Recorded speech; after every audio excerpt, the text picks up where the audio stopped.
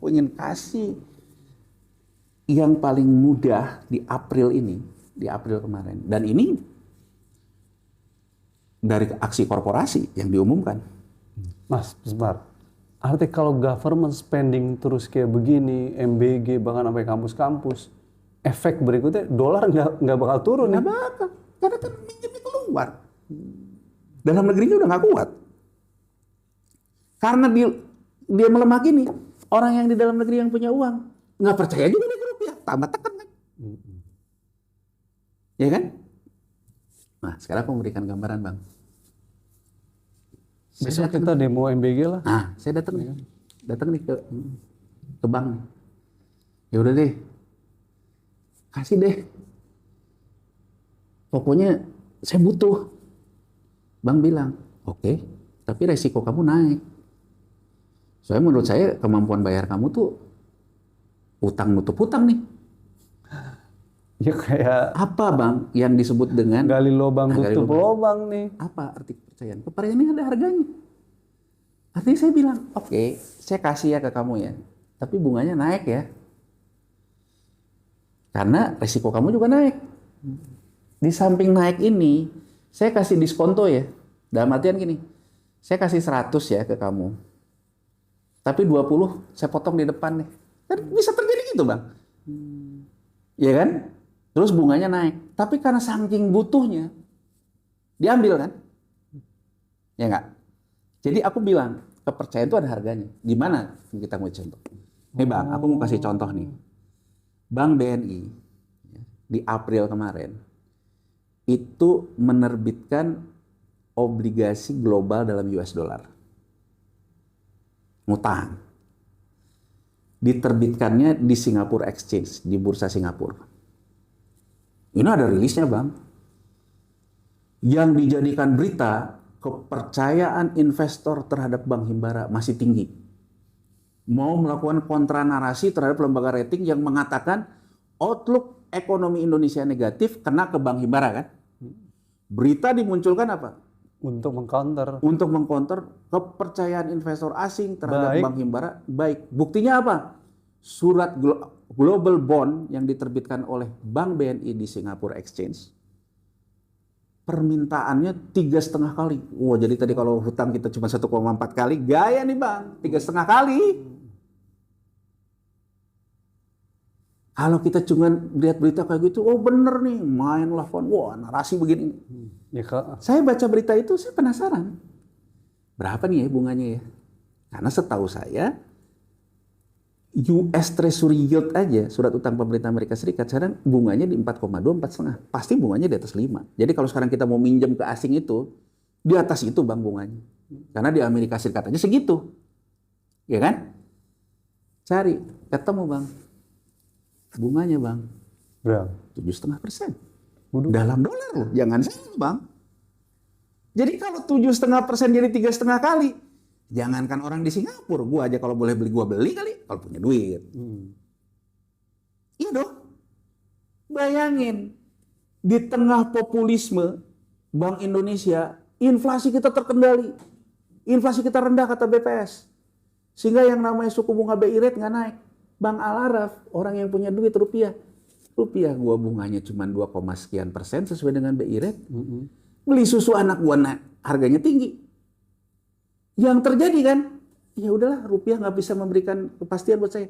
Pindahin duitnya ke dolar kan? Ya kan Bang? Benar.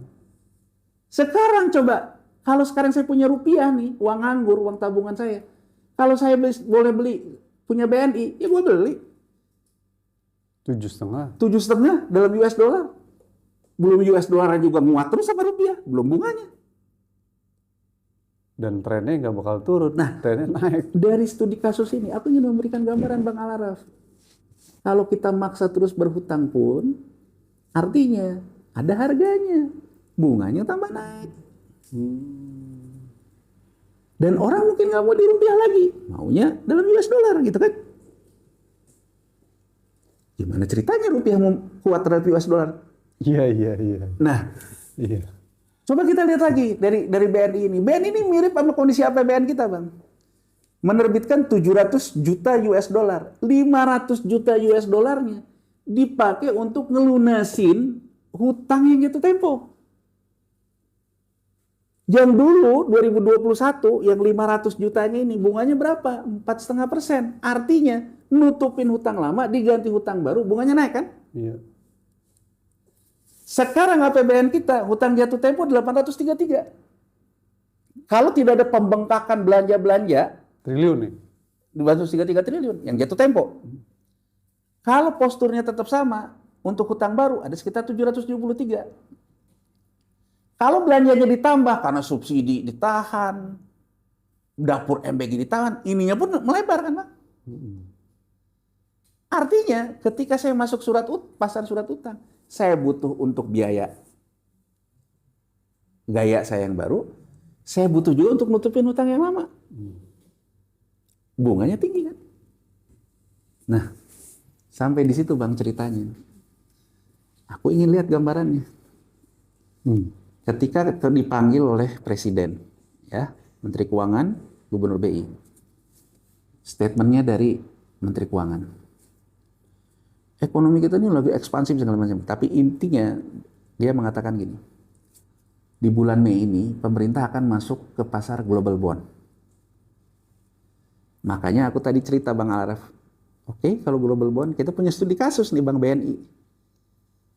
Baru ngeluarin global bond dalam US dollar, bunganya nggak kecil, 7,5%. Menteri Keuangan Purbaya mengatakan kita akan mengambilnya panda bond di yuan. Secara hitung-hitungan bunga masuk akal Bang. Aku ingin fair nih. Makanya banyak tawaran-tawaran bank-bank BUMN main di pasar yuan tuh ya. Nah, aku jelasin itu. Bagus nih pertanyaan nih. Nih Bang ya. Sekarang gini, saya punya 2 bank nih ke US dollar. Berapa Pak bunganya? Ya 7,5%. Aduh, saya juga lihat sekarang dolarnya segini, gitu kan? Harganya.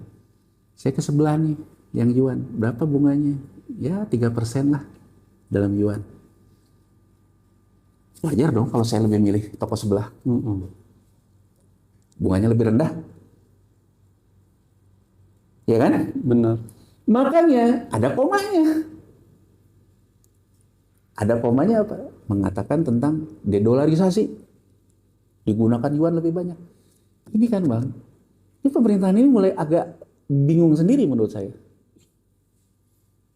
Sebelumnya datang ke Jepang. Ke Jepang itu kan Jepang ya secara geopolitik ya musuhnya Cina. Kawannya AS sebenarnya. Datang ke Amerika. Ketika ke Amerika, ke Jepang, kesannya kita udah ngelepeh Cina. Sekarang kita ngomongin dalam sebuah konferensi pers. Setelah Presiden pertemuan dengan Gubernur BI dengan Menteri Keuangan, ngomong dedolarisasi Bang. Secara komunikasi menurut saya bingung sendiri Bang. Ketika ke Amerika ini hajar Cina, ketika di ini ngajar Amerika. Jadi sebetulnya kita ini berkawan dengan siapa, bermusuhan dengan siapa? Ya ujung-ujungnya pragmatis kan Bang. Pragmatis atau on? Bingung sendiri. Atau bingung? Bingung sendiri. Dan terus kemudian yang Bang Al-Araf bilang tadi. Gubernur BI mengatakan transaksi falas di lokal ke yuan. Ramai nih bank-bank BUMN geser ke yuan. Artinya apa? Karena ngambil hutangnya dari yuan. Kalau ternyata Bang Al-Araf nabungnya tetap pengen di US dollar, berarti yang namanya yuan ini istilahnya di carry trade. Saya ngambil pinjamannya yuan, tapi saya mesti bayar ke nasabah saya US dollar. Boncos kan Bang? Boncos. Benar nggak? Untuk mengurangi boncos ini apa? Saya menarik dong yang ini. Kamu dedolarisasi loh. Udah lah nggak usah percaya sama dolar deh. Percayanya sama yuan. Kurang lebih begitu lah Bang. Tapi menurut saya Bang, ini akan punya kontraksi terhadap geopolitik loh. Karena buat Amerika Serikat, kawan bersamanya Berkhianat. Bukan kawan bersama di politik Kawan Amerika bersama. Serikat. Di Amerika Serikat, Bang, orang boleh berbeda pendapat sekeras apapun sama Trump. Mau di isu LGBT, di isu segala macam ya. Tapi mereka punya kawan bersama, Bang, bahwa yang namanya US dollar tetap harus jadi hegemoni dunia. Betul. Iya nggak? Artinya, Makanya Venezuela dihajar tuh. artinya, Bang, begitu sekarang kita mengatakan Indonesia seolah-olah udah mau ikut dedolarisasi dan ikut ke yuan, udah dihitung belum nih geopolitiknya nih? Padahal ada di BOP itu. Kan gitu loh, Bang. Jadi kadang-kadang saya lihat, ini udah dihitung belum ya ngomong kayak gini? Kedua, Bang, kembali lagi ke tingkat kepercayaan. Bang Al-Araf, Yanuar, nasabah di bank. Sekarang, saya untuk melindungi masa depan, saya pindahin rupiah saya ke falas, ke US dollar. Saya dengerin nggak omongan Gubernur BI, omongan Menteri Keuangan, bahwa dolar nggak ada masa depannya. Tergantung saya kan, Mas? Sehingga saya mau menukarkan dolarnya disimpan ke yuan. Kan tergantung saya loh. Iya nggak? Jadi menurut saya, waduh, ini lagi bingung, lagi panik, atau lagi gimana nih? Nah, Menurut Mas Yanwar lagi apa? bingung sendiri. Kedua, Bang, saya ingin menaikkan bottom line-nya. Artinya, dalam konferensi pers itu, tidak ada yang disanggah bahwa ekonomi ekspansi itu dibiayai oleh belanja pemerintah, dibiayai oleh hutang. Mau ke yuan kayak mau apa? Intinya dibiayai oleh hutang. Ya kan, Bang? Bank Indonesia, Gubernur BI, Peri mengatakan, kita menjaga likuiditas rupiah, kita beli SBN. BI membeli SBN. Untuk menjaga devisanya, maka kita tarik lagi uang capital outflow ini dengan menerbitkan yang namanya SRBI. SRBI itu berarti BI menerbitkan surat utang. Saya ingin memberikan gambaran, Bang. Artinya, ekspansi fiskal dibiayainya pakai utang. Stabilitas moneter dibiayai juga pakai utang. Kalau dibiayai pakai utang, kalaupun pasar juga sekarang mau merespon, setidak-tidaknya biaya bunga pasti naik. Nah, jadi dalam posisi kayak gitu, Bang, aku ingin memberikan gambaran sederhana aja, Bang. Iya, Bang ya. Saya ingin fair. Purbaya bilang, banyak ekonom-ekonom Ekonom-ekonom. salah prediksi. Buktinya inflasi bagus tuh angka BPS. Saya nggak akan masuk dulu ke soal manipulasi data. Anggap aja benar. Saya ingin memberikan dulu apresiasi. Benar. Dengan pemerintah tidak menaikkan harga BBM, menahan subsidi, menahan juga yang Pertamax yang non-subsidi nggak naik, itu betul yang Purbaya katakan. Berarti inflasi itu bisa kita tahan, Bang. Tapi persoalannya, menahan inflasi ini, duit yang dipakai untuk menahan inflasi ini, uang fiskalnya, dari mana? Dari utang kan, Bang? Ngutangnya dari mana? Butuh investasi asing, mau yuan kek, mau US dollar kek. Ini yang bisa menjelaskan, walaupun inflasinya bisa ditekan, tapi rupiahnya melemah. Karena basis ekonominya dari utang. Iya, Bang, jadi ibaratnya, saya ngerem ini, saya tunda nih, tapi saya membutuhkan untuk nunda ini, saya butuh duit orang kan. Artinya ininya bisa saya tekan, tapi ininya lemah kan. Ini yang bisa menjelaskan itu.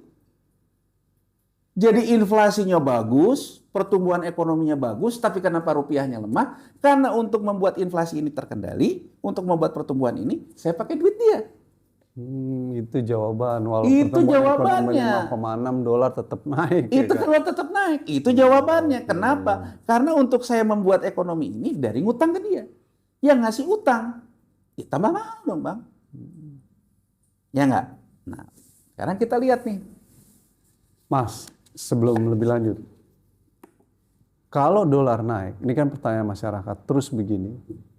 Dampak ke sektor real di masyarakat terkait dengan apakah akan perusahaan gulung tikar, PHK di mana-mana akan terjadi, Mas? Iya dong. Itu yang saya bilang kan. Predator kan. Kalau tadi kita bilang adanya MBG membunuh warung jajan karena anak-anak udah dapat MBG. Karena untuk membiayai MBG dan belanja pemerintah ini berhutang, dolar naik. Sementara perusahaan beli bahan baku pakai dolar. Nah, kuat ya Bang, PHK dong. Nyata tuh. Nyata Bang. Jadi ibaratnya nih Bang, alih-alih kita sekarang mempertahankan di sini. Berarti prediksi Mas Yanwar kalau dengan kondisi fundamental ekonomi yang sakit dan rapuh gitu, karena dolar naik, badai PHK dalam 2, 3, 4 atau sampai akhir tahun ini tinggi. Nah Bang, saya ingin memberikan gambaran dari diri saya sendiri deh. Sebelum kan banyak juga yang ngomong kan, ini ngomongin negara, ngurus badan sendiri aja nggak laku kan. Kan banyak tuh Kalau fitness nah, aku kasih gambaran Bang. Aduh. Nih ya, saya kasih gambaran nih. Saya Bang, ya, saya disiplin dari dulu olahraga, tapi saya nggak pernah mau diet. Kurang lebih nggak pernah mau diet nih, belanjanya brengsek lah, gitu ya. Jadi artinya kalau kita ngomong negara sembarangan aja gitu kan. Begitu umur saya di atas 50 Bang, performa olahraga saya menurun nih. Dokter bilang, umur nggak bohong. Kurang lebih gitu kan Bang? Kurang lebih gini Bang. Artinya, begitu badan kita tambah berat, maka kita harus tambah lincah. Ya nggak? Badan tambah berat. Kita harus tambah lincah. Sekarang kita, ekonomi kita deh, negara kita. Digemukin nih, pakai belanja pemerintah. Ya nggak? Artinya, kita harus tambah lincah. Ada satu titik keberatan kan Bang, pelan jalannya udah. Di samping pelan, akhirnya jatuh ke jurang. Udah nggak bisa dorong, terlalu berat. Nah, dari bahasa yang sederhana itu, aku mau ngomong ini. Satu nih, biar kelas menengah nggak demo, jangan naikin harga BBM. Tahan harganya. Dari mana Mbak uangnya Pak? Ngutang. Biar yang oposisi itu juga jadi dukung kita. Kasih MBG. Kasih MBG. Duitnya dari mana Pak? Ngutang. Pak di desa Pak, gini-gini Pak. Kasih. KDMP. Ngutang. Ujung-ujungnya Bang,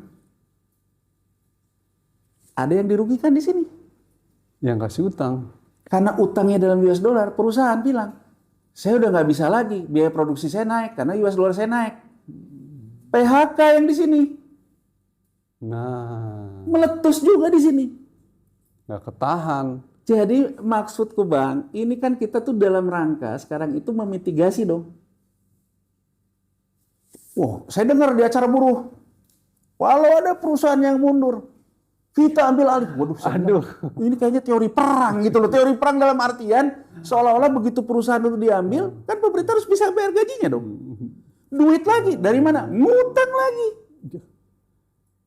Nah menurut saya Bang, saya ingin menggunakan rasional aja. Ngutang itu ada batasnya. Belum yang lagi ngasih utang udah makin nggak percaya. Kan harganya tambah mahal tadi kita Iya, bilang Bang. mahal, iya. Harga itu kan menunjukkan tingkat energi kita mendorong Bang. Ya nggak? Bener. Nah yang di sini mikirnya, udah ke sini Bang, ada yang disebut dengan hostile takeover. Memang saya sengaja niup balon terus. Jadi kurang lebih gini. Saya lihat nih Bang Al-Araf nih. Datang terus ke saya nih sebagai bankir.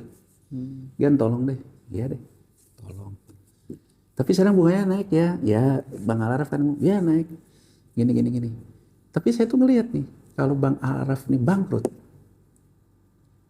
Waduh. Dia punya tambang emas. Waduh. Dia punya ini. Jadi artinya apa? Saya memang menciptakan kondisi supaya Bang Al-Araf bangkrut kan. Jadi ada satu. Maksudnya orang-orang yang ngasih utang mau buat Indonesia bangkrut, Mas?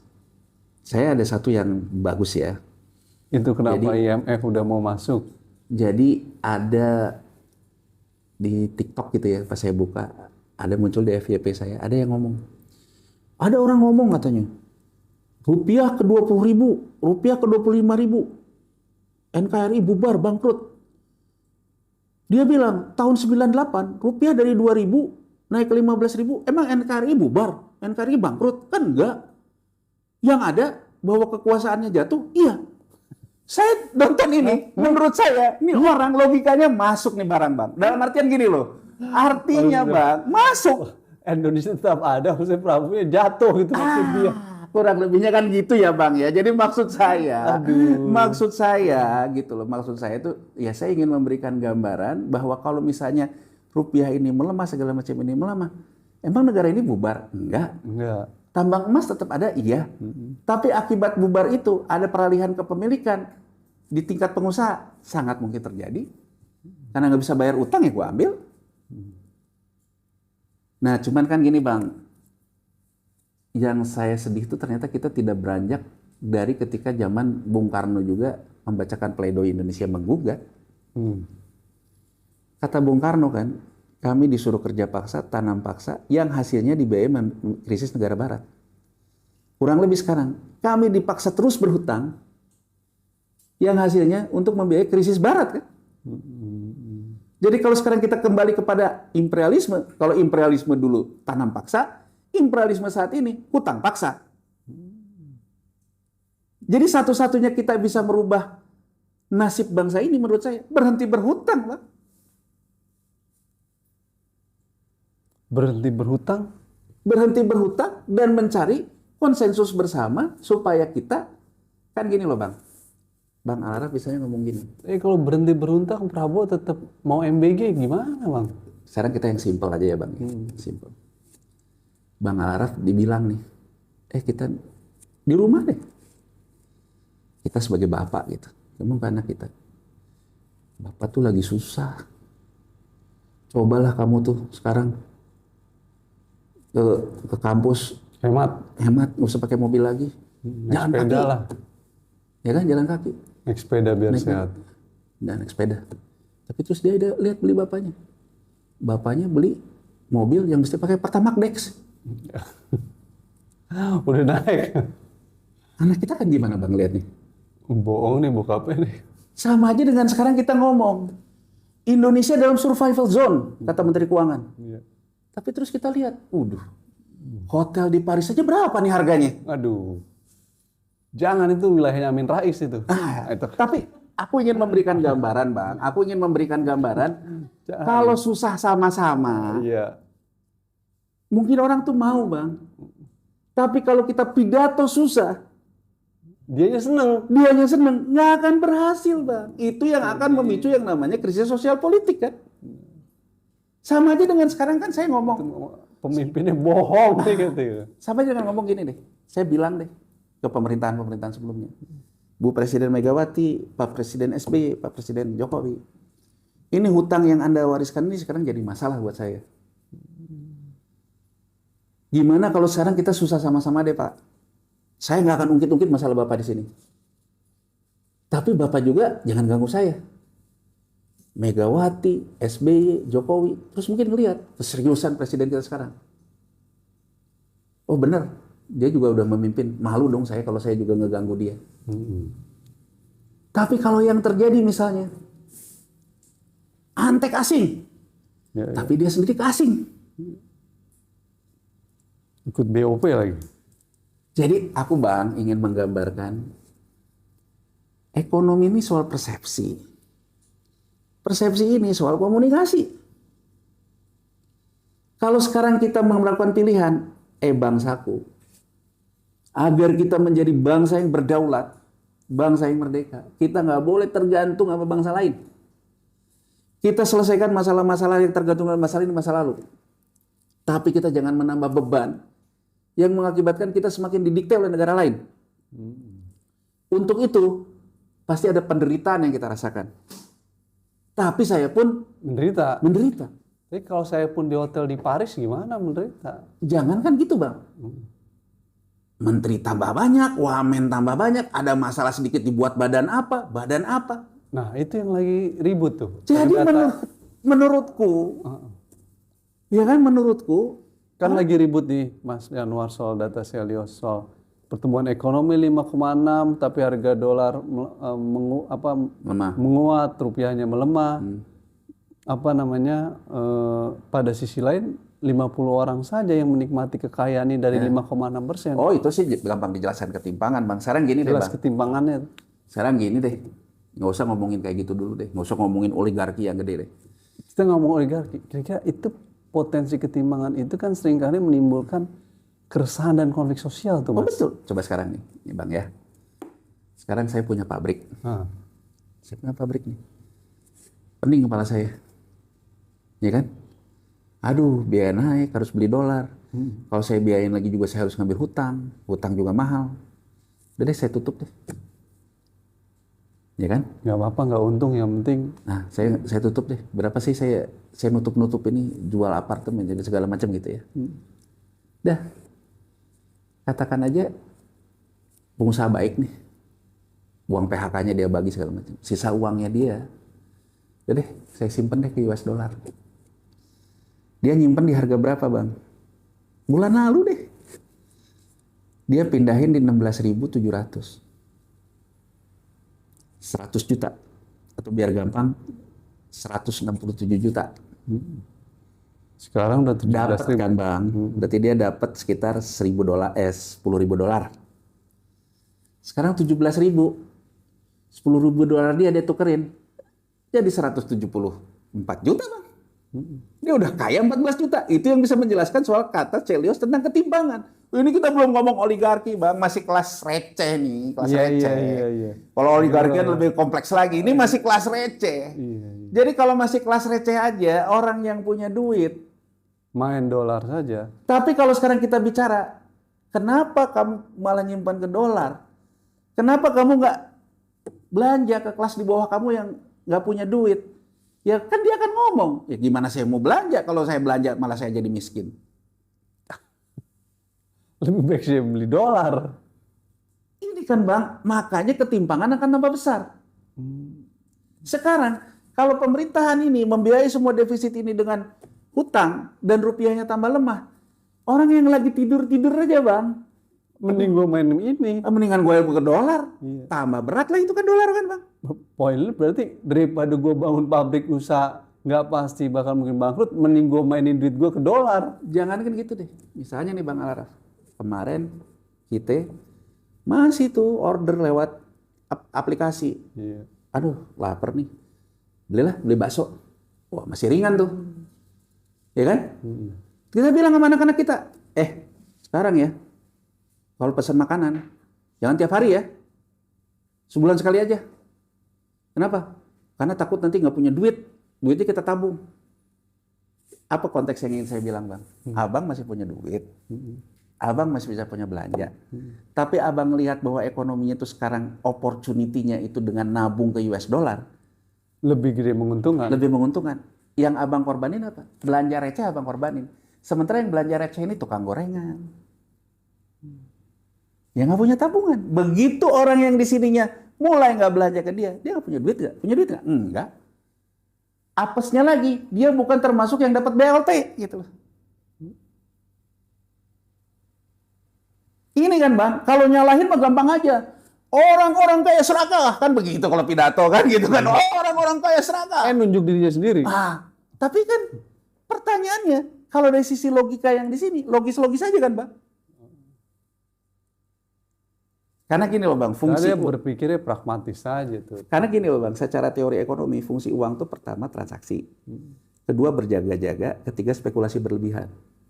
Jadi kalau orang transaksi, dia menganggap ekonomi itu stabil, orang mulai naik, Bang.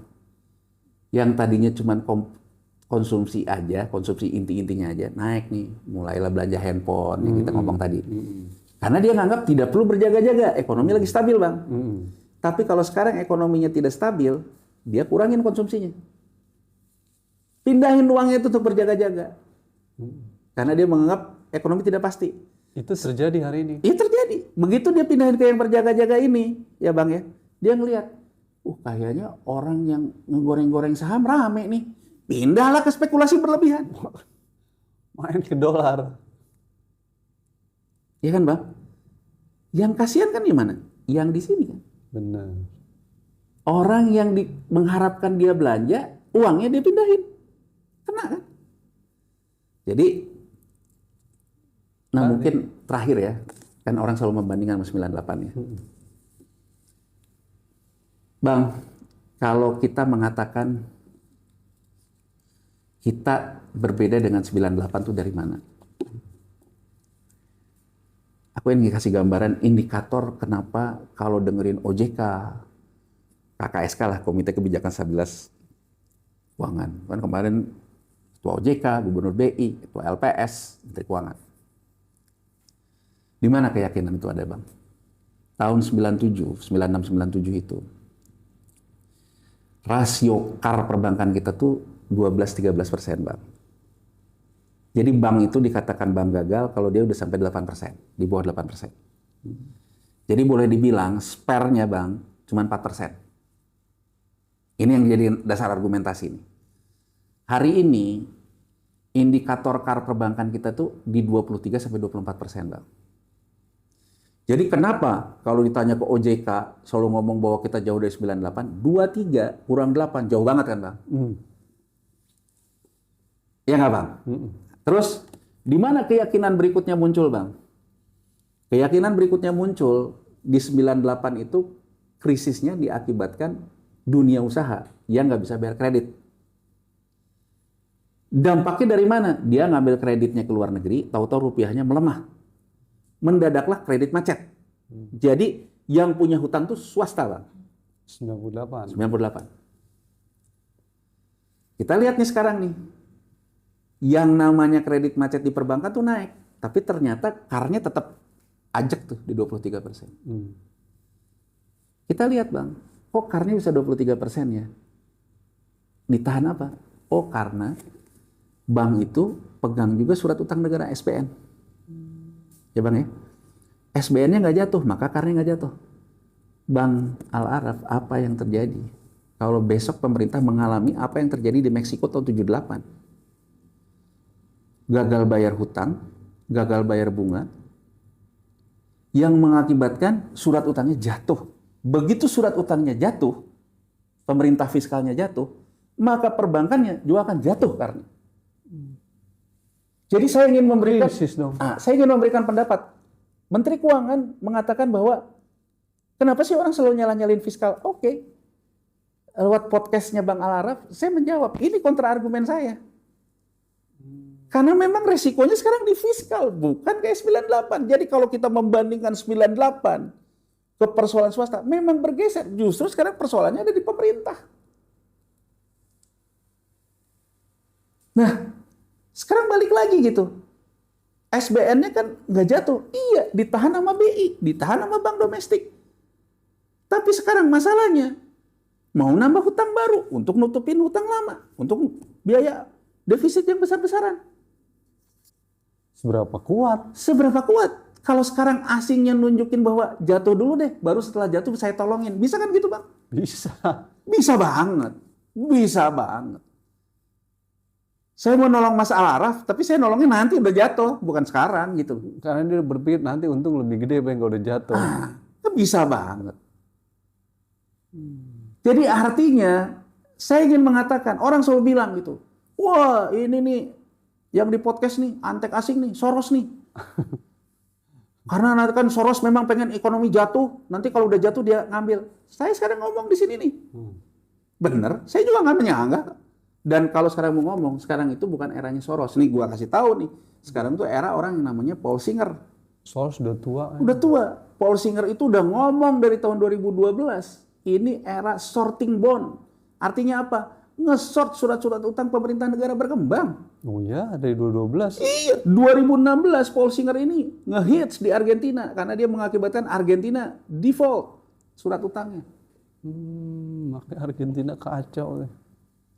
Paul Singer ngetop lagi ketika ributnya Singhan di nikel di bursa London. Dia ngetop lagi, ngehajar Adani, oligarkinya India. Ini nih, kalau sekarang orang mau ngomongin, ini mah nih, search aja lah sekarang era AI, search aja Paul Singer gitu. Ini Soros mulu gitu. Jadi artinya gitu loh. Sekarang Bang Al-Araf, kalau sekarang saya punya kepentingan ingin mengambil alih tambang emas di Indonesia, nikel di Indonesia, batu bara di Indonesia, Saya nggak mau mungkiri, saya ingin membuat Indonesia jatuh. Caranya Indonesia jatuh saat ini apa? Jatuhin surat utangnya. Begitu jatuh, baru kendaliin. Baru kendaliin. Tapi sekarang saya tanya Bang, memang salahnya dia? Yang salah kita. Karena kita udah tahu kita akan jatuh. Kalau surat utang kita jatuh. Tapi kita mengatakan bahwa, wah sebelah sana antek asing. Tapi ini terus diperbesar Bang. Yang salah yang ngomentarin apa yang melakukan Bang? Yang ngelakuin tuh Mas. Saya ingin kita jadi bangsa yang dewasa aja Bang. Kalau kita jadi bangsa yang dewasa gitu, kita menilai dewasa. Kalau orang menuntut kayak ke saya, ke Bang Al-Araf, orang kita bukan penguasa Bang. Kita tidak punya kewenangan mengendalikan kebijakan. Satu-satunya kewenangan kita hanya berpikir, membaca, dan mengatakan Bang. Itulah pentingnya negara demokrasi dan masyarakat sipil kan Bang? Iya nggak? Jadi Tapi kalau potensi ke arah itu tinggi Mas. tinggi, saya ingin mengatakan sekarang, potensi bahwa kita itu disengaja untuk jatuh, ada nggak? Tapi kenapa kita jatuh? Karena yang berkuasa tidak mencegah situasi yang mengakibatkan orang bisa mengakibatkan kita jatuh, dihindari kan Bang? Salah satunya terus government spending yang Iya terus berhutang ini kan Bang? utang. Padahal hutang ini alat untuk memecahkan balonnya kan? Jadi saya dengan seluruh, kalau soal elektoral Bang, soal pemimpin, kita bisa berbeda. Kita mungkin bisa jadi kita kemarin milih dia, bisa jadi kemarin kita tidak milih dia, itu soal lain. Tapi kan gimana pun pemimpin negaranya sekarang presiden kan Bang? Harus ada mikir soal bangsanya. Soal bangsa, mau kita milih nggak milih, dia presidennya. Jadi sebagai warga negara biasa aja, kita cuma bilang, Pak Presiden, kalau Anda tidak mau dikepret sama asing-asing, antek-antek asing itu, maka Anda jangan memicu supaya asing itu bisa ngepret Anda. Iya dong? Iya kan Bang? Artinya apa? Jangan tiup balonnya kalau nggak mau pecah. Ini ditiup terus. Ini ditiup terus. Karena butuh untuk pengeluaran tadi. Nah, jadi maksud MBG. saya ingin memberikan satu yang clear aja. Ya Mas, apa Prabowo nggak tahu? Tahu Bang, tapi dia tuh intinya, menurut saya dia sangat tahu. Jadi dia ngitungnya gini Bang, saya nggak mungkin jatuh Sepanjang kalau elit politiknya semua teman saya dan dukung saya. dan dukung saya. Gimana caranya elit politik ini dukung dan teman saya? Bagi rata. Saya nggak mungkin jatuh kalau yang namanya masyarakat kelas menengahnya tetap bisa beli bensin. Jangan naikin harga bensin. Saya nggak bisa jatuh kalau pelaku-pelaku di pasar keuangan itu saya beri kenikmatannya. Artinya apa? Saya biarin dah rupiah saya lemah. Bunganya lebih tinggi. Tapi kan kamu menikmatin. Kurang lebihnya Bang, dia ini berpikir kita ini kayak Amerika. Amerika Bang, rating surat utangnya diturunin. Kalau dia government shutdown, pemerintahannya tutup, berarti kan dia nggak ada duit tuh. Laku terus utangnya Bang. Jadi kurang lebih beliau ini berpandangan, untuk biayain semua orang ini saya butuh hutang. Dan setiap saya masuk ke pasar surat utang, karena bunganya ini, tapi dikasih terus Bang. Nggak pernah nggak dikasih. Itu asumsinya Bang. Jadi dia berpikir kayak Amerika Bang. Utang tambah banyak, utang paling gede di seluruh dunia ini kan Amerika. Utang tambah banyak, ini tambah banyak, tapi setiap dia belangsak masuk ke pasar surat utang dibeli terus. Ya dia, iyalah. Dia yang ngontrol, dia yang cetak yang ini. Kalau kita kan lain Bang. Ya nggak? Jadi cara berpikirnya itu gitu Bang. Jadi cara berpikirnya itu memberikan semua return kepada semua kelompok-kelompok kepentingan ini gitu loh Bang. Nah itu poinnya, ekonomi politik kita dikerjakan untuk kepentingan segelintir kelompok, akhirnya mengorbankan masyarakat. Oh iya. Dampaknya harga dolar seperti ini. Bang, siapa yang membutuhkan pemerintah? Orang yang paling tidak berdaya Bang. Jahat dong elit politik kita, Bas. Ya, saya pernah ketemu sama orang. Dia mengatakan kepada masyarakat hidup susah karena kondisi. Saya ini ketemu sama orang yang boleh secara politik nih kiri nih. Dia bilang ke saya, ini orang partai politik nih, anggota DPR nih. Kiri dia. Ya kan? Dia bilang gini, Yan, MBG itu jelas ada manfaatnya, Yan, buat masyarakat di bawah. Karena itu kan orang mulai beli ini, dia menjelaskan ekonomi sirkuler itu. Terus saya tanya, abang punya berapa SPPG? Punya, Bang. Gimana gua bisa percaya, Bang, bahwa lu tuh mengatakan sesuatu tentang hal yang objektif. Tentang lu punya interest. Lu punya interest gitu. Ya kalau juga ada bagiannya, ya pasti mengatakan ada dampaknya. Kalau yang nggak kebagian, nggak ada dampaknya kan, Bang? Nah sekarang kan kita ngomong nih, orang yang tidak berdaya nih. Ya MBG mah udah pure bagi-bagi project di level elit aja. Banyak orang nanya, bahasa terang aja nih, MBG memberikan manfaat nggak? Kan gitu kan ya. Memberikan manfaat untuk orang yang kebagian titik SPPG. Coba Bang, gimana kita tidak rasionalnya? Beberapa SPPG yang dapur itu yang dianggap kena efisiensi, dibilang oleh kepala BGN, tapi insentifnya tetap dapat. Dari situ aja kita bisa memperhatikan, Bang. MBG ini berarti kan alat transaksi politik, Bang. Bener. Hah? Bener. Iya dong. Artinya apa?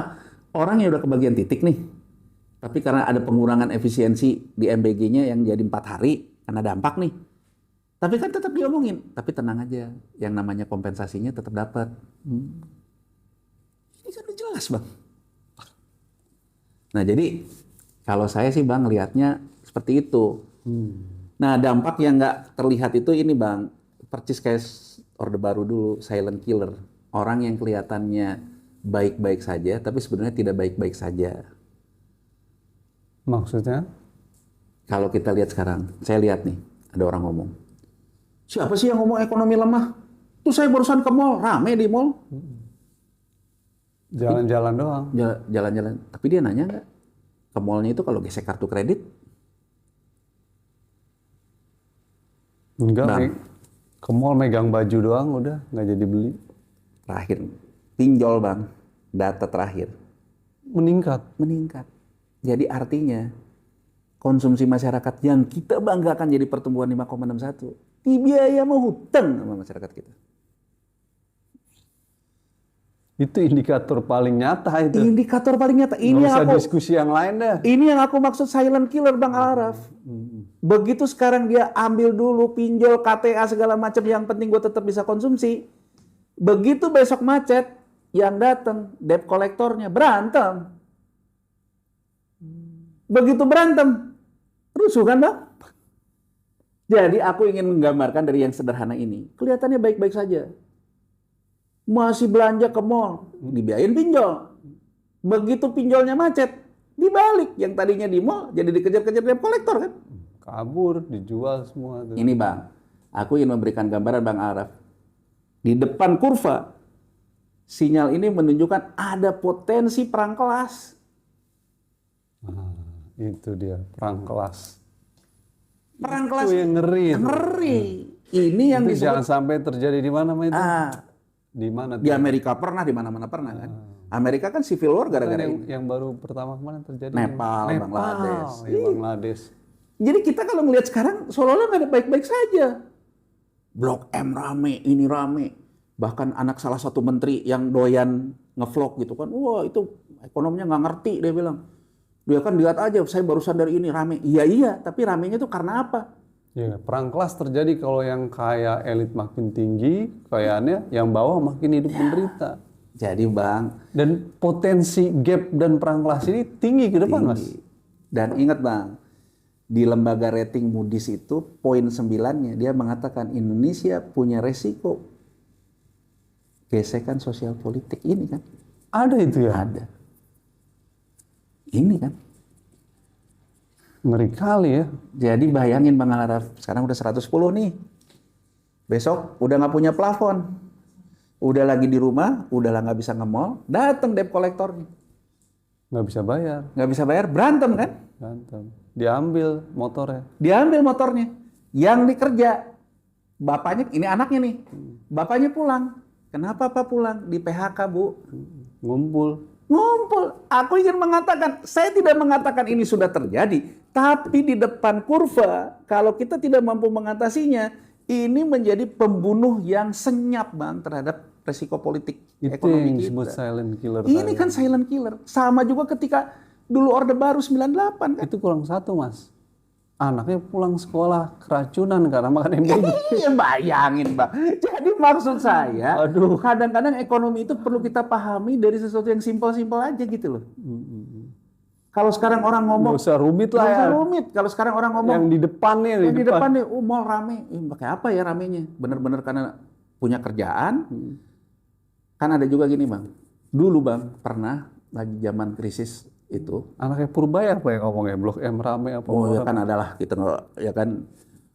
Terus dulu Bang, gue pernah ada satu riset ya waktu setelah krisis 98. Karena kan 98 kan banyak krisis nih. Muncul krisis, Bang. Muncul krisis, ada satu media waktu itu meliput, Bang. Ini kenapa ya di jam kerja sekarang yang namanya mall tuh rame. Ini kalau nggak salah itu waktu itu tahun 2004-2005 pas minyak naik lagi. Jadi 2004-2005. ini 2005 tuh kita pernah ngalamin juga minyak naik rame. Oh di mall rame nih. Ternyata di mall rame itu karena di kantor nggak ada kerjaan, Bang. Jadi pada nangkring di mall. Hasil riset itu. Jadi kadang-kadang fenomena kita mengatakan orang rame itu bisa juga orang yang lagi frustasi kan, Bang. Orang yang lagi frustasi bukan menunjukkan tentang ekonomi yang tengah positif gitu loh, Bang. Istilahnya liburan jalan-jalan ke mall. Bukan buat Indikator, belanja. Bang, pinjol naik, NPL kartu kredit naik. Nah, Artinya orang yang sekarang rame ini dibiayai sama utang. Ya kan? Sama kayak negaranya, Bang, begitu dia besok macet, timbul masalah kan? Gitu sih, Bang. tinggal dikemplang. Ya, jadi kalau mengatakan resesi ya enggak, ekonomi melambat ya iya. Tapi nggak akan resesi, ya iya kalau kita mampu mencegah. Tapi kalau sekarang sinyal-sinyal melambat juga kita sanggah terus, kita tiup terus balonnya, ya itu yang aku bilang silent killer kan, pembunuh yang tak terasa kan. Jadi menurut Mas Yanwar terakhir pemerintah nggak ada langkah mencegah nih. Yang terjadi tiup balon terus. Sejauh ini sih tiup balon terus. Dan menurut saya tiup balon terus dari contoh kasus ketika BNI tadi yang aku contohin, bunganya naik terus, rupiahnya melemah terus. Artinya meniup balonnya ada harganya kan, Bang? Ini, Bang, kita niup nih. Lama-lama habis napas kita, Bang. Itu kan logika dasar, asumsi dasar kan? Ada kalanya kita tidak perlu ekonomi tumbuh tapi selamat. Ada kalanya, Bang. Cukup flat aja dah. Cukup flat tapi kita selamat. Utang nggak gila-gilaan. Nggak gila-gilaan. Jadi menurutku tuh nggak nyambung satu sama lain. Ngomong survival, John, ngomong ini, tapi Berarti prediksi-prediksi Juli, Agustus, dolar bisa tembus 20.000 sangat mungkin, Mas. gini, Bang. Nih kita lihat nih ya. Kalau tanya. Sisa anggaran lebih pemerintah itu kecil di Maret ini. Pemerintah akan masuk ke pasar surat utang di Mei ini. Dimsum, bond lah, apa segala macam. Katakanlah dapat, Bang. Ada El Nino apa? Ada Nino, ya kan? Juni nggak jadi nih. Masih bisa bayar gaji, masih bisa bayar segala macam. Nggak jadi nih, nggak ada isu besar. Tapi rupiahnya melemah, ya. Tapi nggak ada isu besar, mungkin geser. Besok geserlah ke 17.500, ke 18.000. Tapi masih bisa bayar. Masuk ke semester 2, gali lubang tutup lubang lagi kan? Tiup lagi nih balon nih. Dolarnya geser lagi. Dari 18 ke 18,5. Tapi kita masih bisa ngatasin. Masuk lagi di Januari, ngutang lagi. Geser lagi. Yang lebih parah adalah misalnya katakanlah udah sampai di Juli gitu misalnya. Mulailah nggak bisa bayar gaji, mulailah terjadi PHK. Ada ledakannya kan? Sentimennya jadi naik kan? ke atas. Jadi krisis kan. Makin nggak percaya. Jadi bisa aja kita geser, krisis nggak terjadi, tapi itu tambah miskin ya, gitu loh. Bisa ngedadak langsung bangkrut. Pilihan cuma 2 itu, Bang. Waduh, udah ada langsung bangkrut. Tapi Bang, saya juga ingin memberikan gambaran kenapa Menteri Keuangan Purbaya sangat optimis. Nah, saya ingin memberikan gambaran, Bang. Yang beredar sekarang di global itu ada 3 konsensus setelah Mei ini. Kalau harga minyak kembali ke bawah 70, maka sebetulnya ini tuh udah titik terendah nih. Jadi artinya saham di harga ini udah titik terendah. Rupiah di sekarang ini udah titik terendah gitu loh, Bang. Kalau di bawah 70, karena nanti negara maju akan kembali mengalirkan air bendungannya ke negara-negara berkembang. Maka saham naik lagi, SBN kita laku lagi, rupiah kita juga bisa termoderasi. Tapi kalau minyak di bawah 70. Kalau minyak di bawah 80-90 melandai, Bang. Ya yang aku bilang tadi, tiup balon sekarang masih dikasih, tiup balon besok masih dikasih, besok sampai habis napas. Yang ketiga 100. Kalau 100 sebetulnya, artinya sebetulnya memang Amerika menginginkan ada krisis dulu, Bang. Di Indonesia. Ya mungkin di Indonesia, mungkin di mana kan? Ya jadi itu aja 3 ukurannya. Tapi kan gini loh, Bang. Seandainya pun kembali ke 70, Sekarang berapa udah? sekarang di 100-an. Seandainya kembali ke 70, kita tidak pernah keluar dari bangsa terjajah kan. Besok akan ada lagi drama isu baru. Kena lagi. Iya, iya. Kurang lebih gitu, Bang. Jadi intinya, simpelnya singkat cerita kita, kenapa ekonominya tumbuh tapi rupiahnya lemah? Ya karena tumbuhnya dibiayain sama utang. Itu Utangnya, tadi jawabannya. utangnya dari asing. Karena ada posisi kayak gitu, orang di negara kita yang masih punya duit, nyimpan ke dolar, dia mulai nggak belanja. Nah, mulailah timbul kontraksi-kontraksi yang muncul tadi yang aku bilang silent killer. Jadi kalau Mas Al-Araf Kalau tanya, kondisi gini, program kayak government spending harus stop kayak MBG gitu, Mas. saya setuju terhadap spending, Mas, tapi terhadap spending yang memang terukur. Enggak, maksud saya yang MBG Koperasi Merah Putih itu udah harus stop. Kalau saya, Bang Al-Araf tanya, menurut saya MBG ya Koperasi Merah Putih stop dulu Stop dulu. agar kita tidak menambah defisit baru. Iya, supaya nggak utang gila-gilaan. Nah, utang gila-gilaan. Yang namanya terkait dengan inflasi masyarakat, subsidi segala macam, mungkin ditahan. Ya kan? Nah, terus negosiasi utang-utang lama yang jatuh tempo. Caranya gimana? Pemerintah memberikan sinyal tata kelola yang baru. Penindakan hukum terhadap korupsi baik kawan maupun lawan, kan gitu. Tapi kenyataannya nggak akan terjadi itu kayaknya. Jadi kalau mau baca kayak gitu, ya Apa saran buat masyarakat tuh kalau pemerintah nggak terjadi, Mas? satu gini, Bang ya. Bertahan nih udah lebih. Buat orang yang masih punya uang, aku nggak bisa nyalahin, Bang, kalau mereka mulai ketakutan terhadap masa depan. Ekspansi bisnis dalam kondisi ini nggak pilihan, Mas. Nggak pilihan. Pastinya orang yang tingkatannya masih tengah aja, walaupun di dalam negeri, tapi dia udah ngerem belanja. Dia mungkin akan mulai pegang emas, pegang US dollar. Ini akan berdampak ke satu kelas di bawahnya. Mulai jarang beli gorengan, jarang beli somai, gitu loh, Bang. Ya kan? Nah, ya kan? Nah. Aduh. Nah, satu kelas lagi di atasnya. Saya stop pabrik saya deh. Daripada pusing. Kena PHK. Yang kena si kelas yang di sini tadi.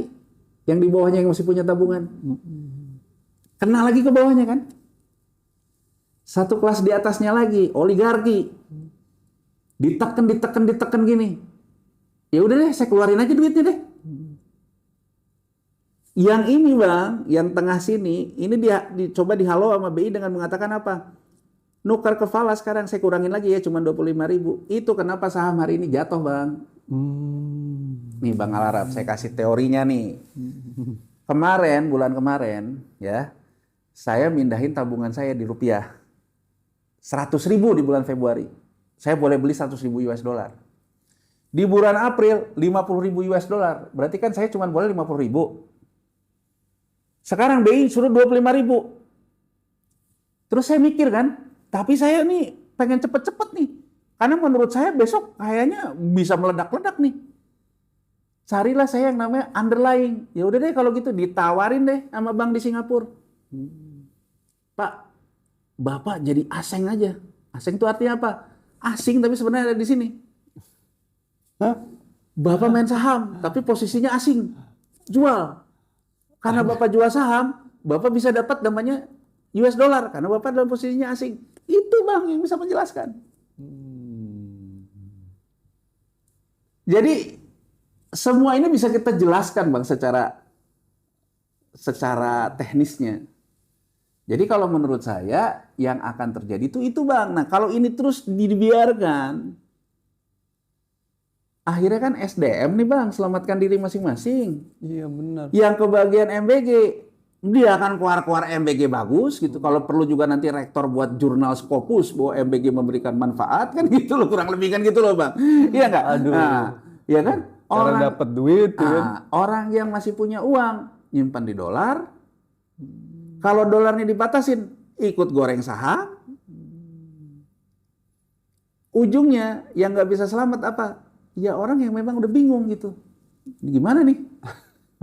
Di tengah kebingungannya, didatengin lagi sama debt collector pinjolnya kan? Nah, kan itu Bang yang berbahaya. Jadilah konflik ya kan. Jadi kalau sekarang saya ditanya ke masyarakat, kembali lagi, Anda di level yang mana? Kalau Anda di level yang hidupnya dari ngutang, ya jangan kayak negara inilah. Kalau nambah hutang itu akan nambah risiko Anda, jangan berhutang. Kendaliinlah yang namanya belanjanya. Kalau orang yang di atasnya masih punya uang, Anda misalnya mau menyimpan risiko ini segala, ya silahkan. Tapi kalau sekarang saya juga menghimbau, kalau Anda semakin begitu, kelas di bawah Anda tuh akan semakin susah loh. Bagian chat. Tapi kan susah Bang, kita menghimbau kayak gitu. Nanti ditanya lagi, emangnya Yanwar sama Al-Araf, kalau besok saya bangkrut, akan ikut nanggung kan gitu loh Mas ya kan. Jadi ya saya kembalikan kepada persepsi masing-masing. Jadi ada juga yang mengatakan gini Bang, solidaritas antar kelas kita ini tidak terjadi. Tidak terjadi. Karena pemerintahnya sendiri menimbulkan bahwa pemerintah banyak duit. Kita banyak duit, nggak usah takut. Jadi solidaritas kelasnya kan nggak terjadi Bang. Tapi coba kalau kita bilang, kita lagi susah, cobalah tolong menolong, cobalah yang masih punya uang, tolonglah tetap jangan kurangin belanja gorengan. Itu kan Bang. Tapi karena ingin menggambarkan ekonomi baik-baik saja, akhirnya kan semua SDM kan. Selamatkan diri masing-masing. Jadi ya. Ini yang terjadi hari ini. Yang terjadi hari ini. Ini persoalan kultural Bang. Makanya kalau menurut saya, mengatasinya harus dari sisi kultural, budaya. Dan budaya sebaik-baiknya kata-kata kan keteladanan Bang. Hari ini nggak ada keteladanan. Ya susah kita bilang ya, menterinya banyak. Yang ada omon-omon. Iya. Kemudian juga ya susah lah. Kalau saya ya susah ya, gimana ya, kita lagi ngomongin kayak gini, tahu-tahu kita lihat gitu ada orang ngebahas, udah hotel berapa harganya, kan susah Bang. Itu kan hal-hal simpel aja gitu. Thank you Mas Yanwar. Ini Saya kepanjangan kita kayaknya. kepanjangan. Meski saya banyak berapa pertanyaan, tapi stop dulu deh karena mestinya ini apa namanya sudah terlalu banyak dan panjang dan dalam sekali tadi analisisnya ya. Tapi masih sesuai dengan ininya nggak? Masih sesuai dan kurang. Cuman waktunya udah lewat. Iya. Thank you Mas Yanwar ya. Sama-sama, Mas, ya. Mudah-mudahan teman-teman bisa menonton ini dan melihat bahwa realitas ekonomi kita sedang tidak baik-baik saja. Ya, Thank you sekali lagi.